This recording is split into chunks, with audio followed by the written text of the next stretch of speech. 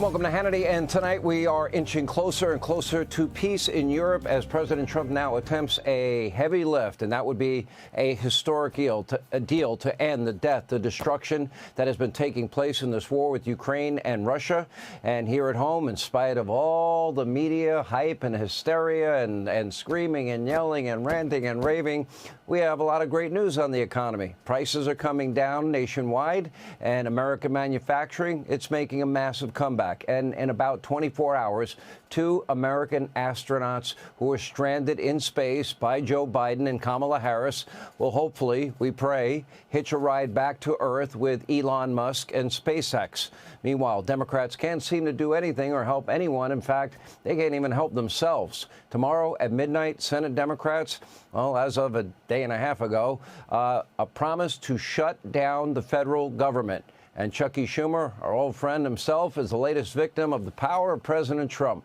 Also, a lot of credit to the Majority Leader, John Thune, who has steadfastly called his bluff and challenged him and outmaneuvered him ever since he took charge. But there are now signs that the Schumer shutdown is falling apart and Schumer's about to cave himself.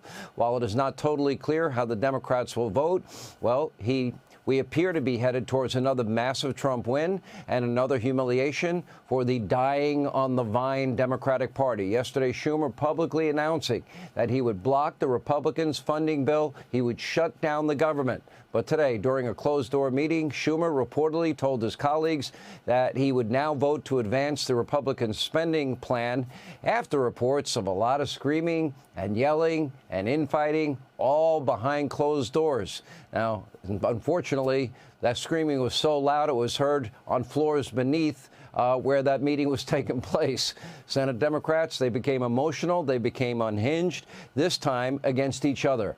They are now facing a catch-22. On the one hand, they want to sow as much chaos and hatred under Donald Trump as humanly possible. They want to make life painful for everyone in America. They are basically cheering for America to fail. But on the other hand, they worship the federal government, and they spent the last decade vilifying government shutdowns as evil and horrible and cruel and terrible and mean.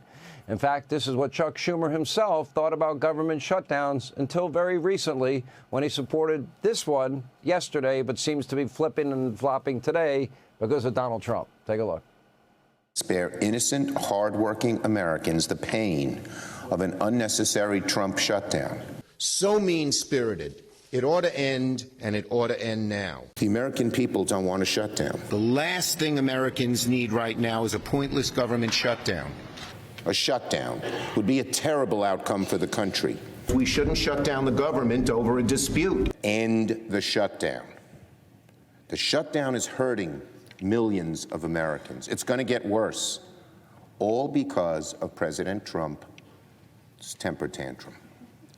All right, over the years, during even the smallest threat of a possible partial shutdown, Democrats, they became unhinged, hysterical, accusing their Republican colleagues of holding the government hostage. Take a look. Here's a reminder.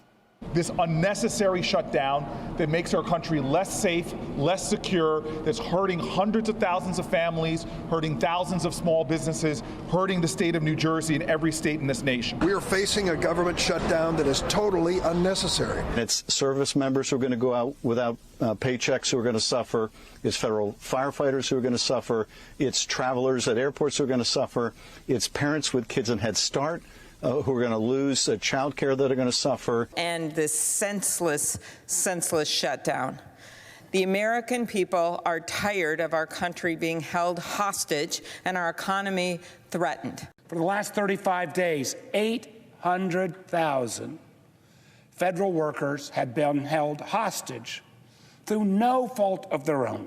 The truth is that shutting down the government is a serious and dangerous action that we must do everything possible to prevent.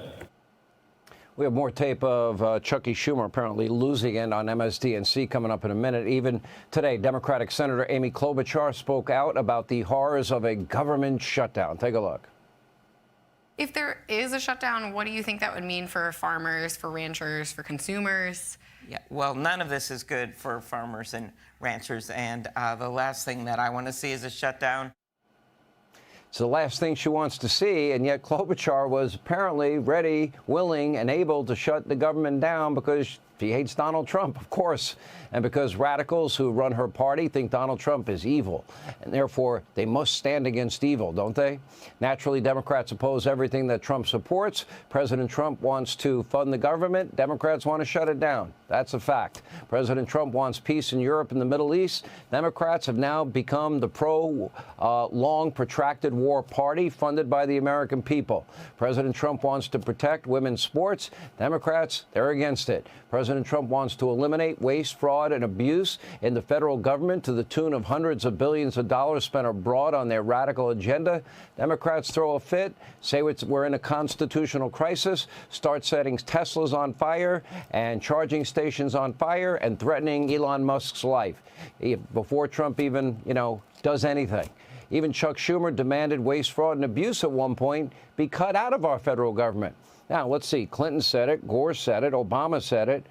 And believe it or not, even Chuck Schumer now used to support what Donald Trump is now doing. Take a look. If we're going to eliminate the waste, fraud, and abuse in Medicare, it does mean we're going to cut some of that out. And when I hear my friend Dave Camp say you cannot cut money out of Medicare, well, we don't want to cut the good stuff that you point out, or add the prevention. But if we're going to, if what Senator Coburn says, that 1/3 of Medicare doesn't go to patient care, you can't just get up there and say, we don't want to cut anything out of Medicare. We want to cut the bad stuff and keep the good stuff. And I think that's where we can find common ground. He sounds like Elon Musk. He better be careful. They're going to be threatening him next. Anyway, now Democrats put the rights of illegals above the safety of you, the American people. Sadly, what's happened is the Democratic Party is now ruled by radicals. Chuck must bow before them if he wants to stay in power. And people that suffer from a terminal case of Trump derangement syndrome. And there's no space for logic, common sense. The old Democratic Party is dead. This is a radicalized party through and through. Anti-Trump hatred and rage, well, that kind of rules the day. And there's a little bit of soullessness as well. If you can't stand for the mothers who lost their children, or women that lost their hero law enforcement husbands, or even a young man who was 12 years old that beat cancer. The performative chaos, the bingo cards seem to be the only things that matter. Take a look. So if the government shuts down, then one of my questions is, are they allowed to still fire people? In my opinion, if we're shut down, you can't be fired. And what does that mean? It does mean that people will not be paid, but it does mean that they will get their back pay. We have the power to stand up for people. That is what the House did under the leadership of Hakeem Jeffries. We gave an almost unanimous vote against this legislation. That is what the Senate needs to do, and they need to do it right now on this motion to proceed, or the cloture vote, because that's the vote that requires 60 votes. That's the place that Democrats have leverage. As bad as all that is, Congressman Maxine Waters took it a step further and all but predicted a looming civil war in the country. Okay, take a look. I'm worried that Trump is on the edge of creating a civil war. He alluded to it more than once. What does Trump expect? Oh, I believe he expects violence. I believe he expects confrontation. I believe he's working toward a civil war. We're not going to get goaded. We're not going to get tricked into that. Isn't this the woman that said, get in their face, follow them into their stores, at the gas station, wherever you go, follow them? Yeah, that was her. Anyway, it's almost as if the Democrats were champions of democracy until Donald Trump won, and now they are ready for a little bloodshed, maybe a little violence, burned out Teslas, bullets fired into Tesla dealerships, 2020-style riots in the street. Let's see, 24 Americans dead, thousands of injured cops, billions in property damage. And Kamala, the person they voted for, said they're not going to stop, shouldn't stop, and we're not going to stop supporting them. The disruptive riots that took place inside Trump Tower earlier today. We're going to have more with Harris Faulkner, who is covering this today. But an important reminder, the Democratic Party abides by only one value, and it's not democracy or freedom or government competence or even climate change. What they really are about is power. They only care about power. And they will do and they will say anything to hold on to power and relevance in perpetuity. Hey, Sean Hannity here. Hey, click here to subscribe to Fox News YouTube page and catch our hottest interviews and most compelling analysis. You will not get it anywhere else.